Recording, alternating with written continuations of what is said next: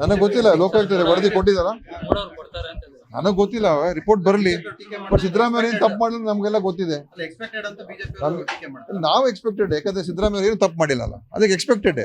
ಈಗ ಅವ್ರು ಇಡಿ, IT, CBI ಎಲ್ಲವನ್ನು ಕೂಡ ಬಿಡ್ಲಿ, ಅದ್ರ ನಾವು ಎಲ್ಲವನ್ನು ಕೂಡ ಎದುರಿಸಕ್ಕೆ ನಾವು ತಯಾರಾಗಿದ್ದೀವಿ. ಆದರೆ ನಮ್ಮ CM ಅವ್ರು ಏನು ತಪ್ಪು ಮಾಡಲಿಲ್ಲ ಅಂತ ನಮ್ಗೆ ಸ್ಪಷ್ಟ, ನಮ್ಗೆ ಅವ್ರ ಮೇಲೆ ನಂಬಿಕೆ, ವಿಶ್ವಾಸ, ಭರವಸೆ ಎಲ್ಲ ಇದೆ. ಜನರು ಕೂಡ ಅದನ್ನೇ ನಂಬಿದ್ದಾರೆ. ಅದರಿಂದ ಇವ್ರು ಏನೇ ಪ್ರಯತ್ನ ಮಾಡಿದ್ರು ಕೂಡ ಏನೂ ಆಗೋದಿಲ್ಲ. CBIಗೆ ಕೊಟ್ಟು CBI ಇವ್ರು ಯಾವ ಕೇಸ್ CBI ಕೊಟ್ಟಿದ್ದಾರೆ? ಬಿಜೆಪಿ ಅವರು ಅವ್ರ ಅಧಿಕಾರದಲ್ಲಿದ್ದಾಗ ನಾವಾದ್ರೂ ಅನೇಕ ಕೇಸ್ CBI ಕೊಟ್ಟಿದ್ದೀವಿ. ಇವ್ರು ಒಂದು ಕೇಸ್ CBI ಕೊಟ್ರ? ಇವರು ಸುಮ್ಮನೆ ಇವ್ರಿಗೆ ಒಂದು ಮಾನದಂಡ, ಇನ್ನೊಬ್ರಿಗೆ ಇನ್ನೊಂದು ಮಾನದಂಡ ಅಲ್ವಾ?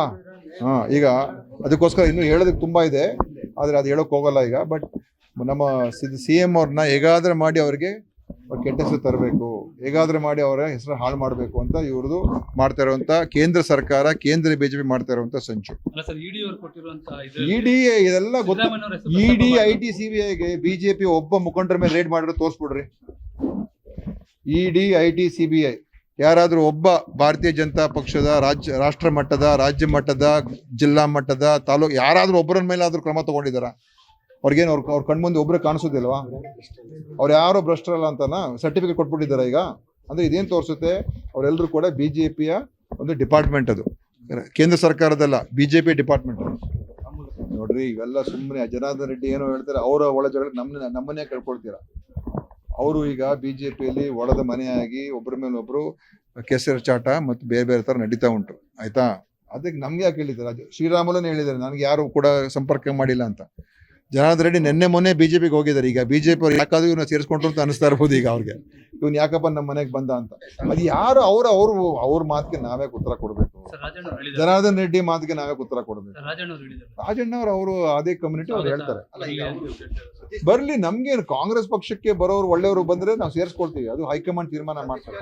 ಇವೆಲ್ಲ ರೇಸು ಅದೆಲ್ಲ ಏನಿಲ್ಲ, ಇವೆಲ್ಲ ಪಕ್ಷದ ವರಿಷ್ಠ ತೀರ್ಮಾನ ಮಾಡ್ತಾರೆ. ಸರಿಯಾದ ಸಮಯಕ್ಕೆ ಸರಿಯಾದ ತೀರ್ಮಾನ ಆಗ್ತದೆ. ಇದರಲ್ಲಿ ಪ್ರಜಾಪ್ರಭುತ್ವ ಇದೆ, ಪ್ರಯತ್ನ ಮಾಡಿದ್ರೆ ಏನು ತಪ್ಪಿಲ್ಲ. ಅಂತಿಮ ತೀರ್ಮಾನ ಹೈಕಮಾಂಡ್. ಯಾರು ರಾಮನ ಬಗ್ಗೆ ನಾನು ಯಾಕೆ ಮಾತಾಡ್ಲಿ? ಅವ್ರು ಬರ್ತಾ ಇದಾರೆ ಅಂತ ಇಲ್ವೋ ನನಗೆ ಗೊತ್ತಿಲ್ಲ. ಸುಮ್ಮನೆ ನೀವೇ ಪ್ರಶ್ನೆ ಕೇಳ್ತೀರಾ. ನಾನೇನಾದ್ರ ಬಂದ್ರೆ ಪರವಾಗಿಲ್ಲ ಅಂತ ಹೇಳಿದ್ರೆ ನಾಳೆ ಹೆಡ್ಲೈನ್ ಹೊಡೆಯೋದು, ಓ ರಾಮನಿಗೆ ಆಹ್ವಾನ ನೀಡಿದ್ದಾರೆ ಅಂತ ಹೇಳ್ಬಿಡ್ತೀರಾ.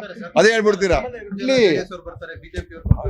ಯಾರು ಇರ್ಬೋದು. ನಾನು ನೋಡಿ, ನಮ್ಮ ಪಕ್ಷಕ್ಕೆ ಯಾರಾದ್ರೂ ಒಳ್ಳೆಯವರು, ಪಕ್ಷದ ಸಿದ್ಧಾಂತ ನಂಬ್ಕೊಂಡು ಜನಸೇವೆ ಮಾಡೋರು ಬಂದ್ರೆ, ದೊಡ್ಡವರೇ ಆಗಿರ್ಬೋದು, ಚಿಕ್ಕವರೇ ಆಗಿರ್ಬೋದು, ಸೇರಿಸ್ಕೊಡ್ತೀವಪ್ಪ. ಅದರಲ್ಲಿ ಯಾರೇ ಆಗಿರ್ಬೋದು.